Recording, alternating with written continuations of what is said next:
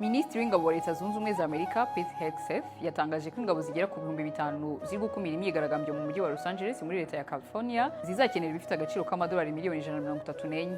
Yabitangaje ku wa 10 Kamena 2025 ubwo yari imbere ya komisiyo y'inteko ishinga amategeko ya Amerika ishinzwe kugenzura imikoreshereze y'imari.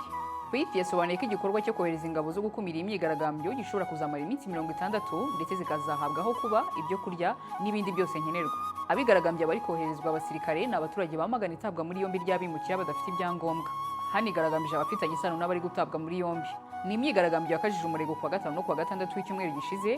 Abaturage bakaba bagaragaza ko igikorwa cyo gufata no gufunga abimukira badafite ibyangombwa kitubahiriza uburenganzira bw'ikiremwamuntu.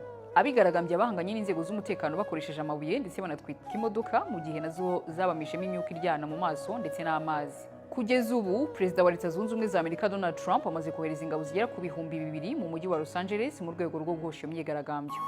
Umuyobozi w'umujyi wa Los Angeles Karen Bass yatangaje ko hashyizweho igihe ntarengwa abantu bagomba kuba bageze mu ngo mu rwego rwo gukumira urugomo rukorwa nijoro. Meya Karen kandi yatangaje ko urugomo rumaze gukabya kuko inzu z'ubucuruzi zigera kuri 23 zasawe mu ijoro ryo kuwa mbere w'iki cyumweru.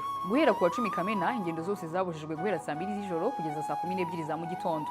Abashinzwe umutekano basabwe guta muri yombi abaza kurenga kuri ayo mabwiriza. Polisi ya Los Angeles yasobanuye ko abantu 318 bamaze gutabwa muri yombi mu minsi nishize. Harimo abakabaka 200 bafashwe mbere y'uko ibwiza rya Meya Karen risohoka.